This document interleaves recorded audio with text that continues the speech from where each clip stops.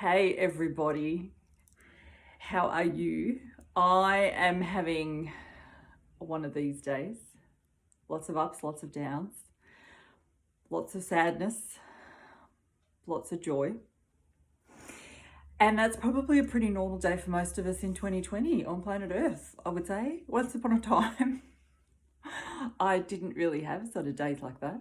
And once upon a time, I would have said, have you ever had a day? But really, I don't need to ask you that now. You're having those days. I'm having that. We're all having those days. But I want to share with you some of the things that happened today. Some of the ups, some of the downs, some of my insights. And hopefully they help.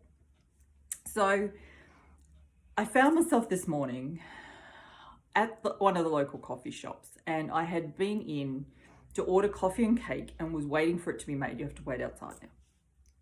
So while I was waiting, the lady that was standing next to me, I heard her have a conversation with somebody else about how their children had gone back to school this week. And from what they were saying, I assume the kids are primary school age.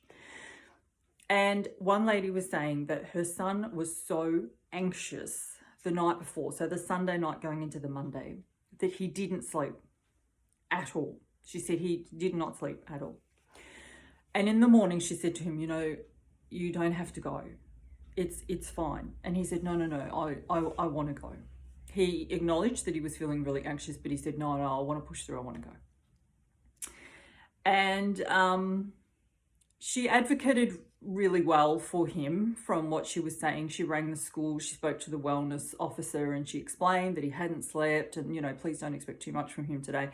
And she was told, don't worry about it. They're probably all going to be in the same boat. Today will just be really low key, which I do love that about that. But as the one lady then walked off, the two of us were left standing there, and this lady smiled at me, and I said to her, that breaks my heart. And she said, yeah, it's really tough. And I told her about the story, about the experience that I had with the toddler, the little boy at the supermarket, that because I had my bandana on, I smiled at him and he didn't realize that I was smiling at him. And I said, it made me realize that really little kids need to see a whole entire face to be able to read emotion, to be able to kind of communicate properly and get the information that you're trying to convey to them. And how bad it must be, how it's interfering. It's disconnecting kids, and it must be really frightening for them to see everybody in masks. And so we kind of started talking about the fact that they need to go. They're harming. At which point I said, mind you, people who see this as being a danger to health could use the same argument for masks and say that if we didn't have them, we would be harming kids. And then I said, however, kids don't get this. And she said, well, really, does anybody get this? She said, no, she didn't say, does anybody get this? I said, kids aren't dying from this. And she said, is anybody dying from this? She said, it seems like people die with it, not from it. That's what was said. And then she kind of looked at me and I said, oh, it's okay. You're speaking to the converted. And she said, okay. She said, you never really know. And I said, I know, we need some kind of code for each other. I said, although really it is a sign already by how close someone will stand to you when you're having a conversation. That's a pretty good clue on how sort of sane they are. And we got to talking about different things, and then I had said, I posted on social media about that situation, that experience with the little boy and the mask, and that I realized I need to take my mask off. And she said, oh God, you posted about it on social media. And I said, oh, it's okay. The people that think I'm crazy are long gone, and anyone that's left knows the kind of stuff I post. So but we spoke about that we need to do this for kids. We need to do this for the kids. So that was my morning. And I then went in, grabbed my order. My name was called. I went in, grabbed my order. And as I walked out, she was standing there and she was sort of having a chat with this older gentleman. And as I walked past her, we both winked at each other. So just to say, you are not alone. There are many of us here. And there really are. And if you're listening to this and you're disheartened today, please know I'm going to kind of start saying that every video. You are not alone. There are many of us here, and there really are, and there are more and more and more each day.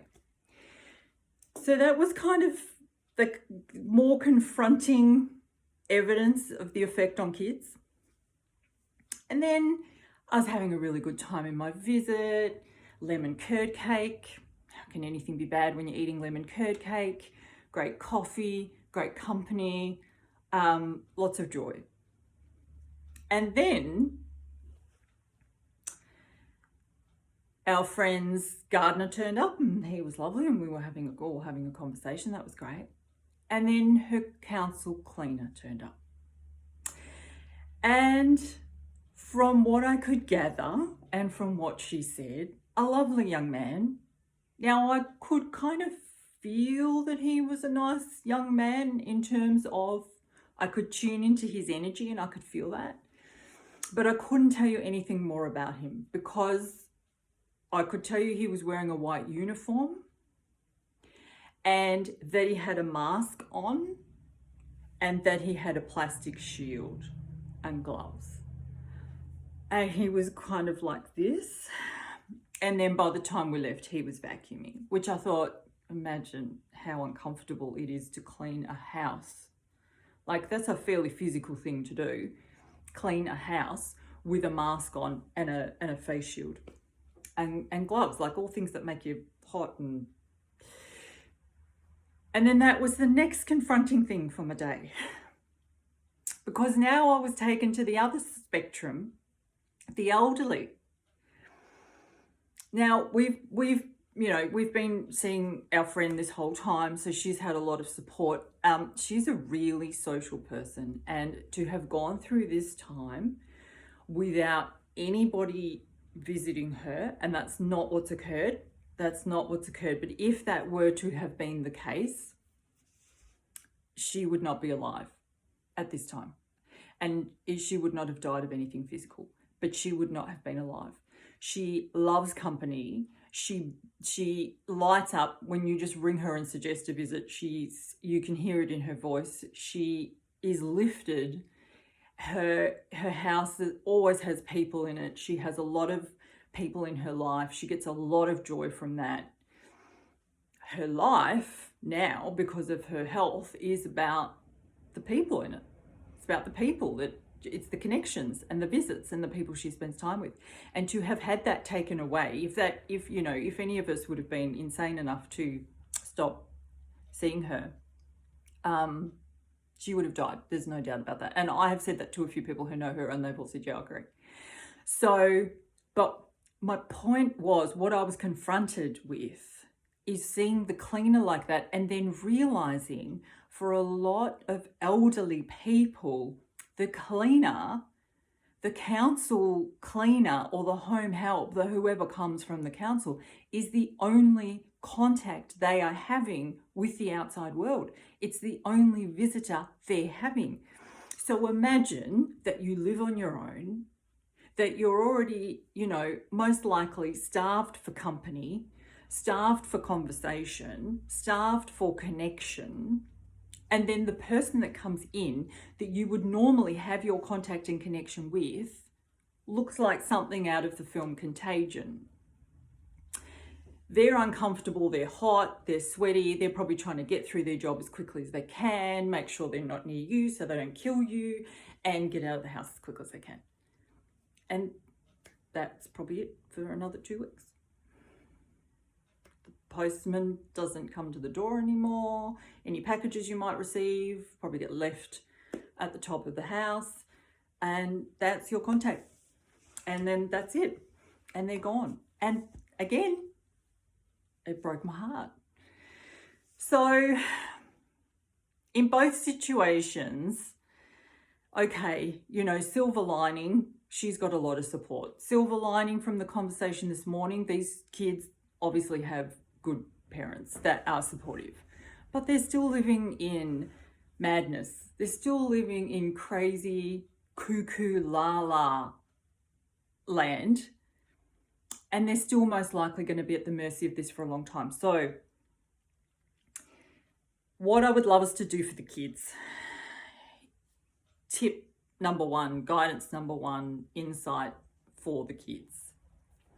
Please know that whatever emotion we don't process, kids and animals pick up. That happens in every house and that happens in the world. Because kids and animals are far more sensitive, they're still like more raw, more open. They will just hoover up energy that's around, right? That's not, if the adults in the house, and that's in the house and in the house that we call planet Earth, are just focusing on the positive, just love and lighting everything, or just blindly obeying and going, it's all fine, just do the thing, just wear the mask, let's write it out, let's clap each other, we're all doing a great job, it's wonderful, thank you Dan, thank you Dan.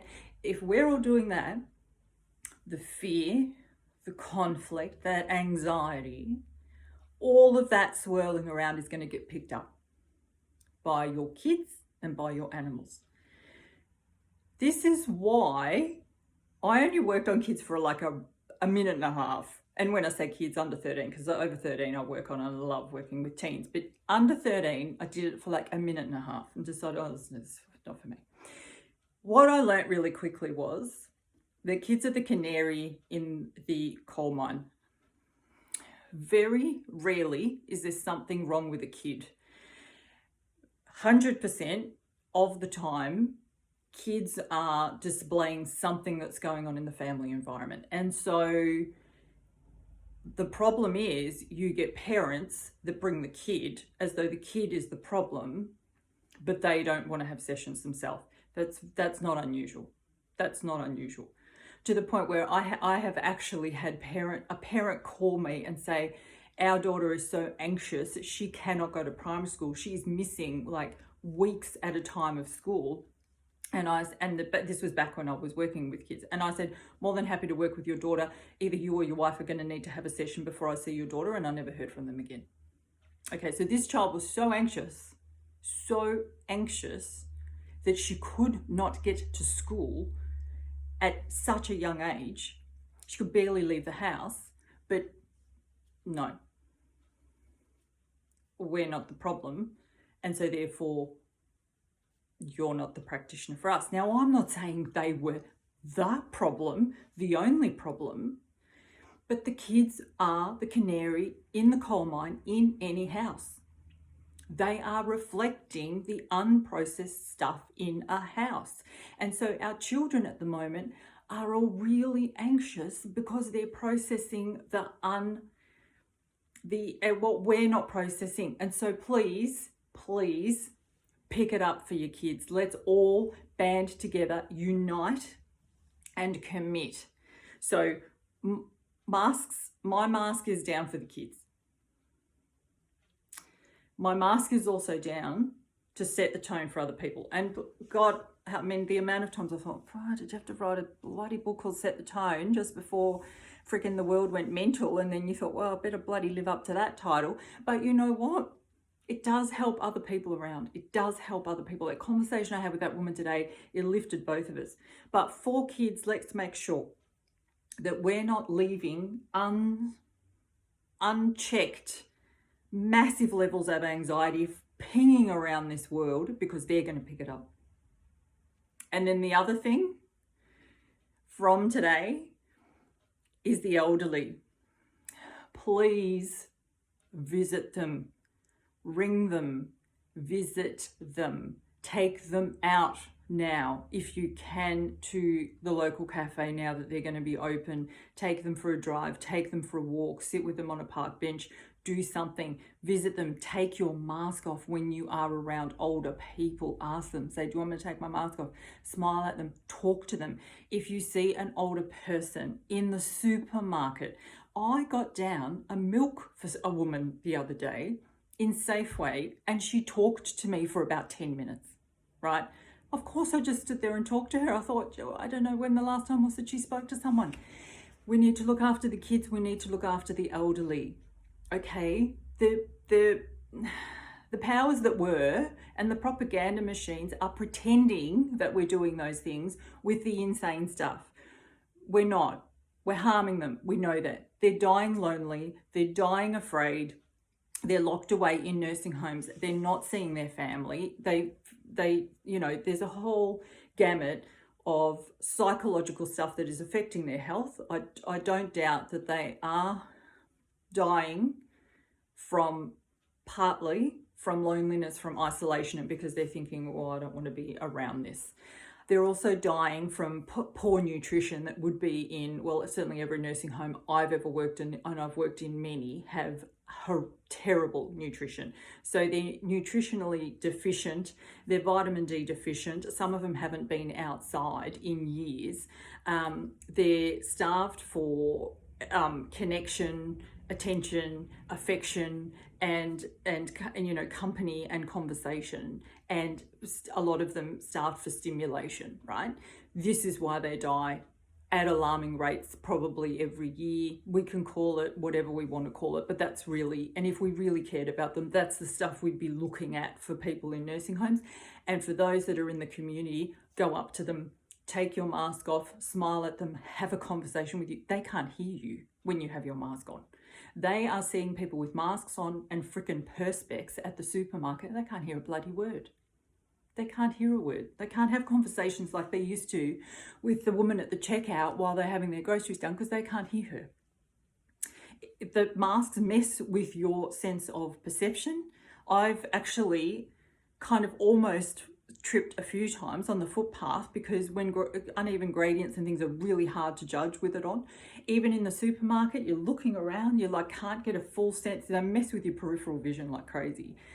Not to mention the fact that they're hot, they're bothersome, and you just feel like crap when you're wearing them. So let's look after the kids by making sure that we're doing our end of the emotional stuff, the uncomfortable stuff, the painful stuff, the frightening stuff. Let's make sure we're processing it so they don't have to. So that, yes, of course, they're still going to process it. Yes, of course, they're still going to feel it, but they don't have to feel our share. And with the elderly, connect with them. Of course, don't take your mask off if somebody thinks they're going to die if you take your mask off within a 400-kilometre radius, but ask them, and you'll find that most of them are pretty sensible. And most of them, even though they only watch mainstream media, like they're not watching, YouTube, and they're not on Instagram. They're clued up. They're pretty clued up. A lot of them have got red flags like crazy. And then now I've just gone up to Joy again, as I spent about an hour and a half in the bath. And I want to tell you to do this if you feel like being really heartened and buoyed today. So I'm a little bit addicted. Certainly every time I look them up on YouTube. The channel is called Twins, the New Trend. I don't know if you know them. These two American brothers who are just gorgeous, and they film themselves in their reaction to songs that people have suggested that they listen to. And anytime I head into their channel, like I'm on there for hours at a time. So don't do it late at night if you're anything like me, because you think, oh, that was 2 hours, it's just gone by. But I just watched one of them and his reaction to Bon Jovi's Living on a Prayer. Priceless. So today has gone like this, and I'm currently here. And I mean, I love Bon Jovi's Living on a Prayer. It's one of those songs where you're like, yeah, it doesn't matter if we're poor, it doesn't matter if we don't have anything, we'll be fine, we'll be all right, we've got love. It's an inspiring song, but his reaction to it, it just brings joy to your heart. Joy to your heart. I hope you're taking care, and know that if you're in the up and down, we're all in the up and down. It's really normal. You'll spend less time in the down if you don't judge it too much, and if you don't feel like you have to pull yourself out of it. Let it come naturally. But if you're really open and aware and alert to the lessons and the what's here for me and the insights that you can get from it, you'll come up much quicker, because you'll go, oh yeah, okay, And then you just start to feel better because of your insights. All right, much love.